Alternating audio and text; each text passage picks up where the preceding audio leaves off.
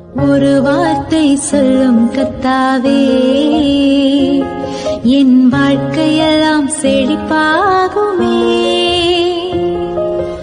ஒரு வார்த்தை சொல்லும் கர்த்தாவே, என் வாழ்க்கையெல்லாம் செழிப்பாகுமே. ஆண்டவராகிய இயேசு கிறிஸ்துவின் இனிதான நாமத்திலே ஒரு வார்த்தை சொல்லும் கர்த்தாவே என்ற தியான நிகழ்ச்சிக்கு உங்களை அன்புடன் வரவேற்கிறோம். கர்த்தர் கிருபையாய் தந்த இந்த நல்ல நாளிலும் மீண்டும் உங்களை கர்த்தருடைய வார்த்தை மூலம் சந்திப்பதிலே மிக்க மகிழ்ச்சி அடைகிறோம். நீங்கள் எல்லாரும் சுகமாக இருக்கிறீர்களா? கர்த்தருடைய கிருபையினாலே நீங்கள் எல்லாரும் சுகமாக இருப்பீர்கள் என்று சொல்லி நாங்கள் நம்புகிறோம். கர்த்தருடைய கிருபையும் சமாதானமும் உங்கள் குடும்பங்களிலே பெருகுவதாக. நேற்றைய தினத்திலே கேள்வி நேரத்தில் கலந்து கொண்டு பதில்களை அனுப்பி கொடுத்த அனைத்து கர்த்தருடைய பிள்ளைகளையும் இயேசு கிறிஸ்துவின் நாமத்திலே வாழ்த்துகிறோம். கர்த்தர் உங்களை ஆசீர்வதிப்பாராக. யாத்ராகமம் 11ஆம் அதிகாரம் 4ஆம் வசனம். அப்பொழுது மோசே, கர்த்தர் நடுராத்திரியிலே நான் எகிப்தின் மத்தியில் புறப்பட்டு போவேன். கிறிஸ்துவுக்குள் மிகவும் அன்பான தேவனுடைய பிள்ளைகளே, கர்த்தர் இந்த நாளிலும் நமக்கு தரும் ஆசீர்வாதமான வார்த்தை என்னவென்றால், கர்த்தர் நடுராத்திரியிலே நான் எகிப்தின் மத்தியில் புறப்பட்டு போவேன். கர்த்தர் இஸ்ரவேல் ஜனங்களுக்காக எகிப்தின் மத்தியில் நடு ராத்திரிகளே கடந்து சென்றார்.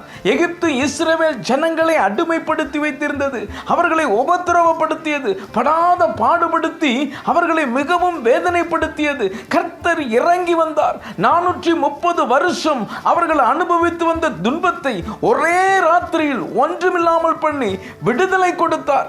என கண்பான தேவனுடைய பிள்ளைகளே, உங்களை அடிமைப்படுத்தி வைத்திருக்கும் எகிப்து எது? வேதனையும் துன்பத்தையும் அனுபவிக்கும் காரியம் எது?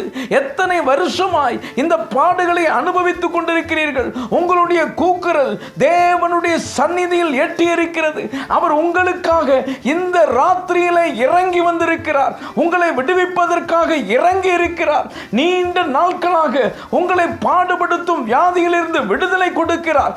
உங்களை அடிமைப்படுத்தி வைத்திருக்கும் பாவத்திலிருந்து, கடன் பிரச்சனையிலிருந்து கர்த்தர் விடுவிக்கிறார். உங்களை ஆளுகை செய்யும் பொல்லாத மனிதர்களிடமிருந்து, பிசாசின் கிரியைகளிடமிருந்து நீங்கள் விடுவிக்கப்படுவீர்கள். விசுவாசியுங்கள். இன்று நடு ராத்திரியிலே கர்த்தர் உங்களுக்காக புறப்பட்டிருப்பார். உங்கள் சத்துருக்களை பாதபடியாக்கி போடுவார்.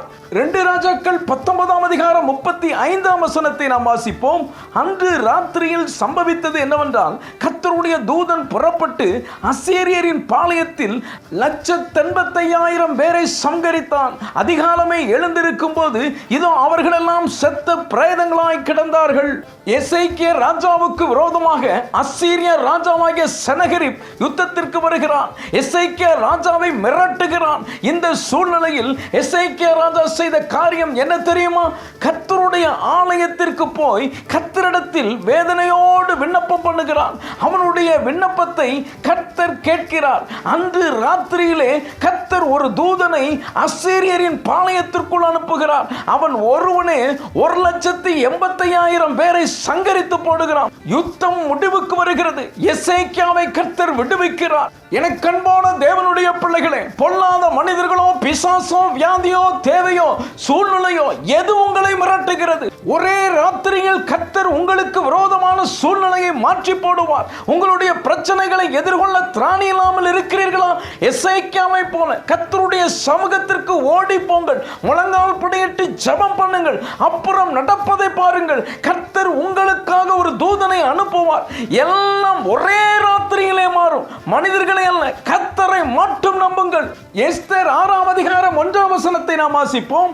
அந்த ராத்திரியிலே ராஜாவுக்கு நித்திரை வராதபடியினால் கால வர்த்தமானங்கள் எழுதியிருக்கிற நடவடிக்கை புஸ்தகத்தை கொண்டு வர சொன்னான். அது ராஜ சமூகத்தில் வாசிக்கப்பட்டது. இங்கே அகாஸ்வேரு ராஜாவுக்கு தூக்கம் வரவில்லை. ஏன் தெரியுமா? கர்த்தர் அவனை தூங்க விடவில்லை. கர்த்தர் தம்முடைய மகன் மொர்தெகாய்க்கு நல்லது நடக்க வேண்டும் என்று விரும்பினார். ராஜாவை கால வர்த்தமான புஸ்தகத்தை வாசிக்கும்படி செய்து மொர்தெகாய்க்கு கிடைக்க வேண்டிய கனத்தையும் மரியாதையும் கிடைக்கும்படி செய்தார். அதுவரை நடக்காத காரியம் அன்று ராத்திரியிலே நடந்தது.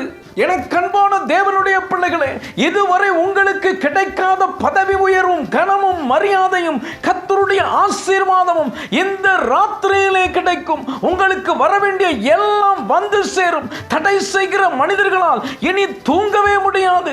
உங்களுக்கு நன்மை வந்த பிறகு அவர்கள் தூங்குவார்கள். கர்த்தர் உங்களுக்காக இன்றைக்கு நடு ராத்திரியிலே புறப்பட்டு விட்டார்.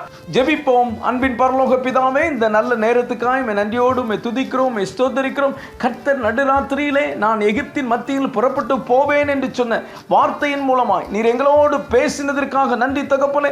இந்த வார்த்தைகளை கேட்டுக்கொண்டிருக்கிற இந்த பிள்ளைகளுக்காக நீர் ராத்திரியிலே புறப்பட்டு செல்கிறதற்காக ஸ்தோத்திரம். உடைய பிள்ளைகளுடைய எல்லா காரியங்களையும் நீ நிறைவேற்றி தருகிறதற்காக ஸ்தோத்திரம். இயேசுவின் மூலம் ஜெபிக்கிறோம் நல்ல பிதாவே, ஆமென், ஆமென்.